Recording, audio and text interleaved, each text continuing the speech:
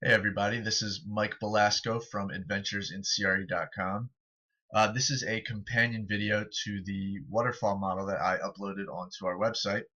The purpose of this is just to give a nice overview and kind of show some of the things that you can do with this model. So if you haven't done so already, please head over to adventuresinCRE.com. You can download this model and then you can come back here and follow along. So before we get started, I want to kind of zoom out and give you a macro view of what this model is. This model is broken down into three sections. As you can see, we have the inputs and the input summary section. We have the waterfall model itself, which is where all the actual waterfall model is taking place in this middle section here, and I will break all that down in a little bit. And then we have the return section, with this box giving you a nice return of the essential numbers that you want to see. We have the total investment, the IRR, the equity multiple, and the total profit, both for the limited partners and also for the sponsor.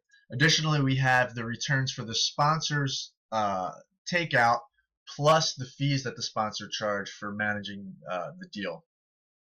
So you can see that right there. Additionally, we have all the cash flows and the return metrics for each tier of the waterfall. So you can see all that as well in this section of the model. Okay, so just to quickly go over how this model can be broken down, we have the property level cash flows at the top here, going into our tier 1. Then we have the catch-up, which can be modeled or you can take it out completely. So right now we have this particular deal has no catch-up clause, but I will go through it and you will see what happens when we turn the catch-up clause part of the model on, so to speak. We have a tier 2, tier 3, and then we have the remaining cash flows that are split up if you pass tier 3, and you still have cash left over. So let's get into the inputs section. Here you see we have the top two are the purchase price and the total equity needed. Now this is coming in from my original acquisition model that I put up on the site a while back, and it's actually, when you download this file, it will be the first tab. So you can see this is the model that I built back in January, and it is taking, the waterfall model is taking numbers from there and plugging it into here. So here we have the purchase price, we have total equity needed, then under that we have the sponsor fees, which are the fees that the sponsor is charging to the partnership. So we have an acquisition fee, which is 1% of the purchase price. The asset management fee is now set at 3% of effective gross revenue. However, what's cool here is that you can change between these three options. You can charge an asset management fee as a percent of the purchase price. You can charge it as the percent of EGR, which I showed you, and you can charge it as a percent of NOI. And then we also have a disposition fee, which you can set at whatever you want. And right now it is currently set at 1%. And underneath that we have the equity split. So you can see you can model for up to 2 limited partners. If you only have one, you just simply zero out the second limited partner, and the model will just recalculate the split required between just the one LP and the sponsor. Alright, so let's get into tier 1. As you can see, I have an 8% hurdle rate set, and I have a preferred return for the LPs turned on. So really quickly, I just want to show you how this is modeled out. So when we have a preferred return, in this particular model, you have the 8% preferred return calculated here, and then if the cash is available, it will disperse it. Additionally, whatever's left over of this cash flow right here, it will go to pay back the principal to limited partnership, and the sponsor does not get any of this money until we get to the exit date, and that is really when the sponsor gets the payout at that point. However, if we decide that this partnership is not going to have a preferred return, or the limited partners are not going to have a preferred return, all the cash flows get split pari passu. So now you can see we have an 8% return, which is matched for the limited partner, and now we have an 8% return for the sponsor, and that's also matched. Additionally, there's additional cash flow, so they each get a little bit of their principal paid back, and that is an equal split. So it's 95% up to the limited partner and 5% to the sponsor, as shown in the deal as it's currently laid out. So let's move down into the catch-up clause. As you can see, and you saw in other parts of the model, wherever there was a portion of this model attributable to the catch-up clause, it's been grayed out. You can see it here in the actual waterfall model, and you can see it over here in the return section. So in the inputs, we can come in, and it simply says if you have a catch-up clause, you basically come here and you answer this question: is there a catch-up? And you simply click yes. Everything turns on. You have that part of the model is open, the part of your waterfall model is open, and your return section over to the right here is now open. So I'm going to zoom back in to the catch-up clause, and let's just go over all the details with this. So real briefly, what is a catch-up clause? Basically what this is saying is that after the partnership has reached their 8% preferred returns, the sponsor requires additional cash flows up until the point that they have 8% of the total profits and the limited partners have 92%.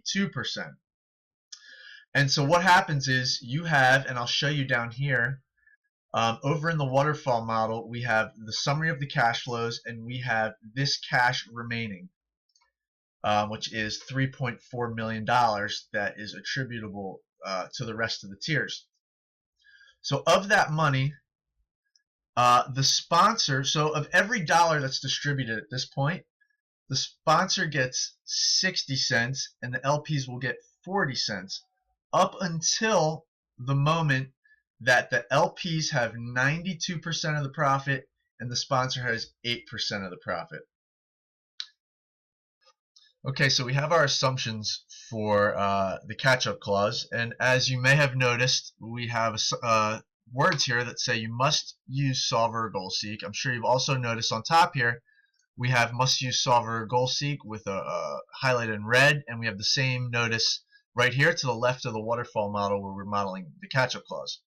That's because for this part of the model, I figured the best thing to do was to use solver or goal seek. So in order to model this out, I have a box here, and I'm trying to figure out how to model this, how to model for the growth from 5% to 8%, all while the profits are being split 60-40, 60 to the sponsor and 40 to the limited partners. So I created this model here that shows what's existing now. And the important things to note is this cell here is coming in from, oops, sorry about that, it's coming in from this cell right here. It's coming from cell D40, and that this cell up top here, right above it, is modeling out saying if this number here, the 42,207, is equal to 60%, then this number for the limited partnership is going to equal 40% of that. So right now it's not adding up to the 8% that we need. So in order to do that, I'm going to use solver. So right now we click on solver. Give it a minute there, it's a little slow. And what this is saying is that you set objective L69 that is currently at 6.95%, and we want that to hit the 0.08. So we want that to hit 8%. And the reason is because that's what we have set here for our assumption. That's what we want to have the sponsor achieve. And by changing cell D40, which is this cell right here. So using all that, using solver, it should match up that 8% down in the catch-up part of the waterfall model, and then that part of the model will now be modeling correctly. And so it says solver found a solution. We click OK, and with that, notice that this text is gone.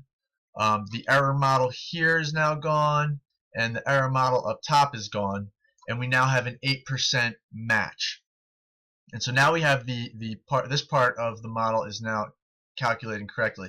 Now I want to quickly show you something.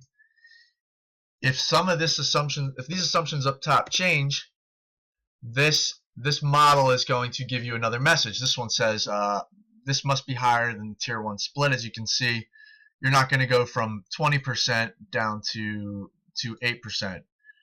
So that's just kind of a little warning to let you know that that's not possible, and hopefully that's something you're not going to want to do. But the point of this that I'm trying to make, let's quickly change this back, is that every time you change something up here, for example, let's make this 14%. You'll notice that the sign comes back and the warning comes back that says you must use solver again, because these assumptions that are flowing down from the waterfall, down from tier 1 into the catch-up, have now changed this number again. So if you want that back to matching your 8% return, then you have to go and use solver again. So that basically explains how the catch-up portion of this model works. Now again, you can turn this part of the model on and off. So we'll leave it off for now. And so let's quickly run through the rest of the tiers. You see we have tier 2, tier 3, and the remaining cash flow. I'm not going to go too much into detail. It's fairly straightforward. You see we have a 14% return for this tier, and we've increased the sponsor split of the profit to 12%. So let's just go really quickly, and I can show you down in the model in tier 2. We have in the summary box, we can see that the limited partnership has reached the 14%, and due to our increased split of the profits as the sponsor, our IRR has gone up, as well as our equity multiple. And so that was tier 2. Tier 3, let's see, we increased it to, we have a 20% hurdle right now, and we've increased our share to 15% as sponsor. Now with 20%, I believe the limited partner does not make the 20% return. So when that happens, in this model, whatever tier you get to, if there's no cash remaining, sorry, while I scroll back down, you'll have a sign under it. It says no more cash to distribute. So that means that there's no more cash to flow into the rest of the model. And you can see there's an option for that to happen here, and there's an option for that to happen between each tier. And then basically the remainder is the remaining cash flow and what the split will be. Here it's 18 and 82%. You can obviously set that to whatever you like. And then just down here to the left, this is a thorough explanation of how to use solver or goal seek to help you recalibrate for the catch-up clause when you want to use it. And I believe that is everything with this model. So again, thank you for sticking around and going through this video, and I hope this model is useful for you. And if you have any questions, please feel free to reach out, and stay tuned to our blog, adventuresincre.com. Thank you again, and take care, everybody.